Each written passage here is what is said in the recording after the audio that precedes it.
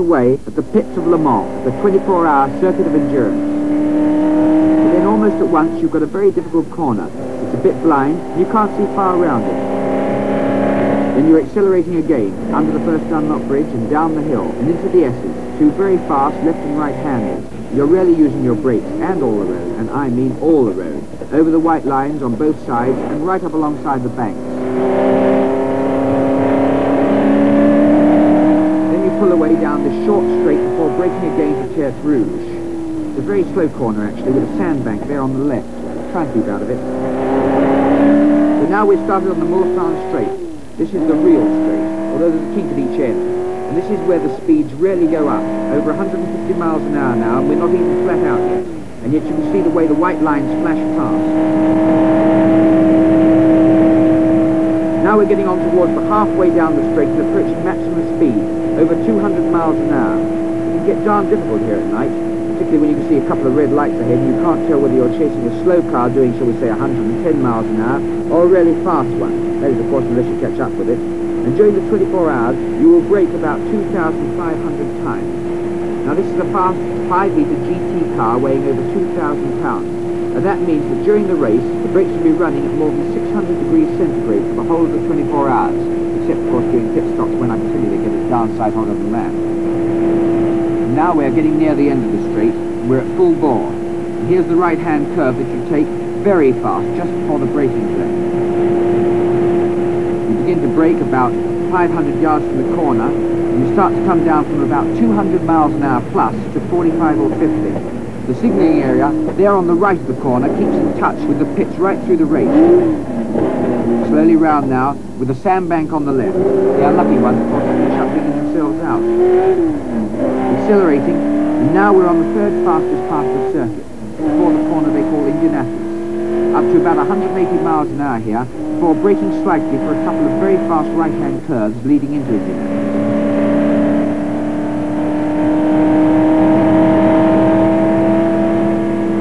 Here's the second one. And there you can see the white board at the end marking the right-hand corner.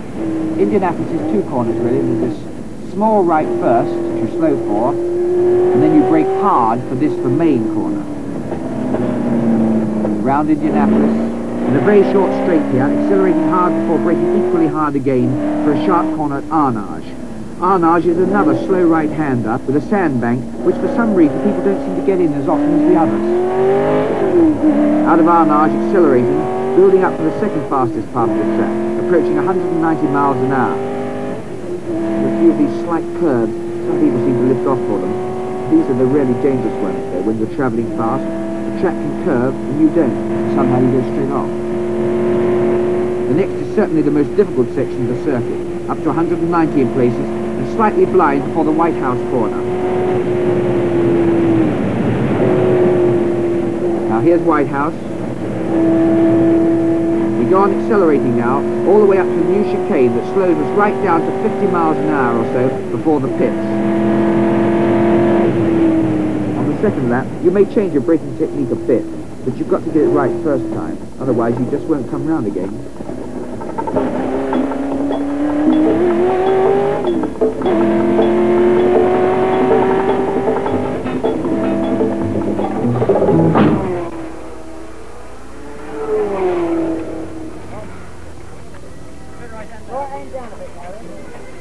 Usually it all begins in April, unless there's an earthquake or similar inconvenience to motor racing enthusiasts.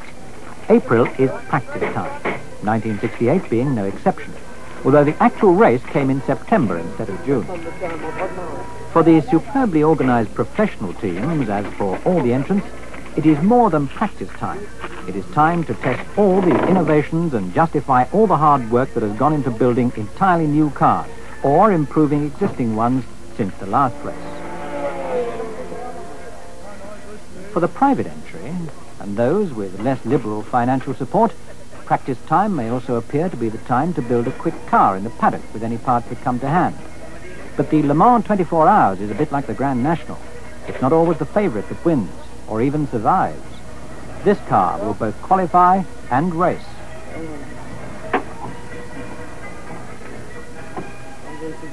All teams must ensure the efficiency of their brakes. Here, the Swiss-entered Ferrari of Scuderia Filippinetti prepares to bed in disc pads with a couple of gentle laps and to ensure correct brake mechanism adjustment. Auto Delta of Italy are here too, of course, with their usual strong entry, 4 2-litre Alphas. The Alphas are using the recently developed Ferodo Formula 2.4 disc pad. They're expecting a longer lease of life from each set of pads. That could mean perhaps 2 instead of 3 pad changes during the 24 hours, and that much time saved. But a lot will depend on the technique of each individual driver. 50 of the 54 starters in the 1968 Le Mans race will rely on Ferodo.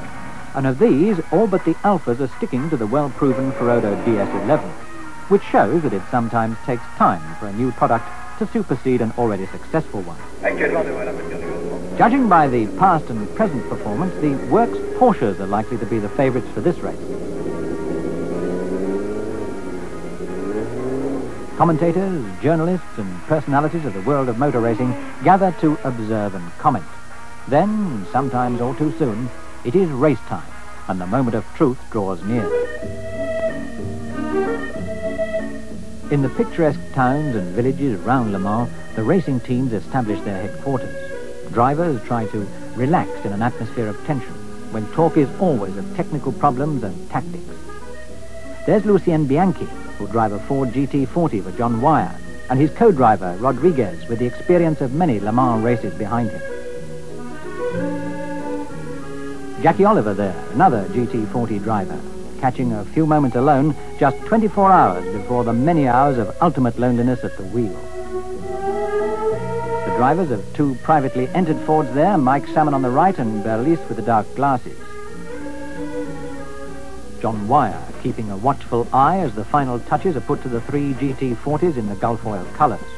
All lessons learned from the April practice have been applied, and battle will soon be joined with the Works Porsches and the rest of the field.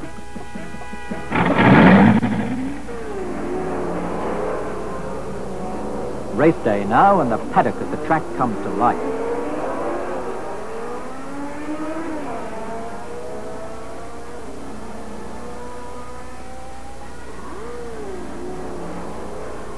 The identification numbers on the Works Porsches and all the cars are their racing numbers.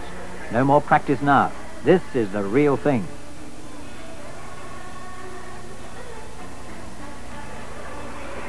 An American entry, number 23, a Howmet experimental turbine with its unmistakable jet whine. And another Howmet there, both unknown quantities in this, the world's greatest motor race.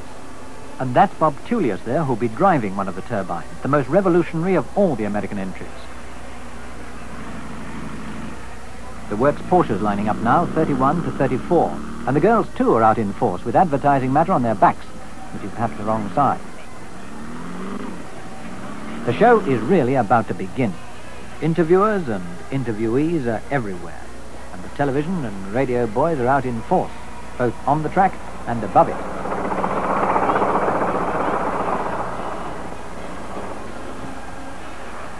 There's no doubt that the Works Porsches are hot favourites for this race.